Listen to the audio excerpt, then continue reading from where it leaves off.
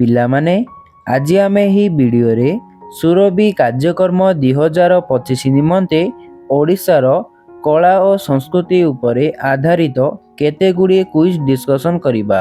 ତେବେ ଚାଲନ୍ତୁ ଡେରି ନକରି ଭିଡ଼ିଓଟିକୁ ଆରମ୍ଭ କରିବା। ଭାରତର କେଉଁ ସହରକୁ ଗୋଲାପୀ ସହର ବୋଲି କୁହାଯାଏ? ଉତ୍ତର ଜୟପୁର। ଭାରତର ଜୟପୁର ସହରକୁ ଗୋଲାପୀ ସହର ବୋଲି କୁହାଯାଏ। ପ୍ଲେଗ ରୋଗ କାହା ଦ୍ୱାରା ବ୍ୟାପିଥାଏ? ଉତ୍ତର ମୂଷା ଦ୍ୱାରା। ପ୍ଲେଗ ରୋଗ ମୂଷା ଦ୍ୱାରା ବ୍ୟାପିଥାଏ। ପୃଥିବୀର ନିକଟତମ ଗ୍ରହର ନାମ କ'ଣ? ଉତ୍ତର ବୁଧ।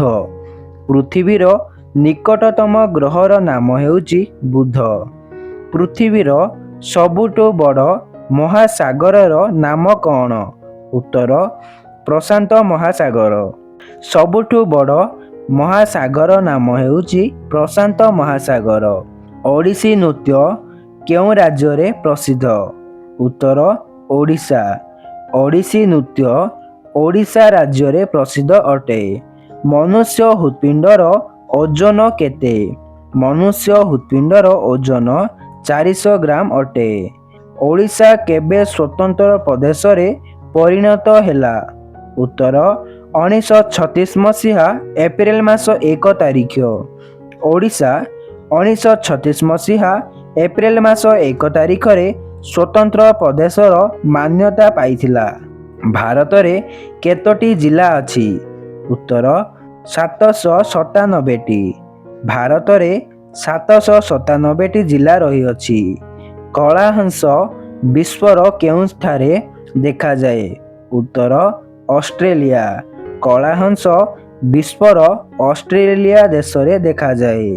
ଭାରତର ସର୍ବପୁରାତନ ହାଇକୋର୍ଟର ନାମ କ'ଣ? ଉତ୍ତର କଲିକତା ହାଇକୋର୍ଟ। ଭାରତର ସର୍ବପୁରାତନ ହାଇକୋର୍ଟର ନାମ ହେଉଛି କଲକାତା ହାଇକୋର୍ଟ। କେଉଁ ଦେଶ 24 ଘଣ୍ଟା ଅନ୍ଧାର ରୁହେ? ଉତ୍ତର ନରୱେ ଦେଶ। ନରୱେ ଦେଶ 24 ଘଣ୍ଟା ଅନ୍ଧାର ରୁହେ। ଭୁବନେଶ୍ୱର କେବେ ଓଡ଼ିଶାର ରାଜଧାନୀ ହେଲା? ଉତ୍ତର 1949 ମସିହା। ଭୁବନେଶ୍ୱର 1949 ମସିହାରେ ଓଡ଼ିଶାର ରାଜଧାନୀ ହେଲା। ଓଡ଼ିଶାର ପ୍ରଥମ ଶହୀଦ କିଏ? ଉତ୍ତର ଜୟରାଜଗୁରୁ। ଓଡ଼ିଶାର ପ୍ରଥମ ଶହୀଦ ହେଉଛନ୍ତି ଜୟରାଜଗୁରୁ। କଟକ ସହର କିଏ ପ୍ରତିଷ୍ଠା କରିଥିଲେ? ଉତ୍ତର ରାଜା ନୃପକେଶରୀ। ରାଜା ନୃପକେଶରୀ କଟକ ସହର ପ୍ରତିଷ୍ଠା କରିଥିଲେ।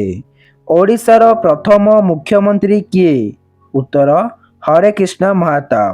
ଓଡ଼ିଶାର ପ୍ରଥମ ମୁଖ୍ୟମନ୍ତ୍ରୀ ହେଉଛନ୍ତି ହରେକୃଷ୍ଣ ମହାତାବ। ଆମ ସୌରମଣ୍ଡଳର ସବୁଠାରୁ ବଡ଼ ଗ୍ରହର ନାମ କ'ଣ? ଉତ୍ତର ବୃହସ୍ପତି। ଆମ ସୌରମଣ୍ଡଳର ସବୁଠାରୁ ବଡ଼ ଗ୍ରହର ନାମ ହେଉଛି ବୃହସ୍ପତି। କେଉଁ ରଙ୍ଗ ଶାନ୍ତିର ପ୍ରତୀକ? ଉତ୍ତର ଧଳା ରଙ୍ଗ। ଧଳା ରଙ୍ଗ ହେଉଛି ଶାନ୍ତିର ପ୍ରତୀକ।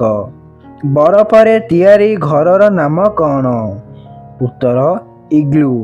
ବରଫରେ ତିଆରି ଘର ନାମ ହେଉଛି ଇଗ୍ଲୁ। ବିଶ୍ୱରେ କେତୋଟି ମହାଦେଶ ଅଛି?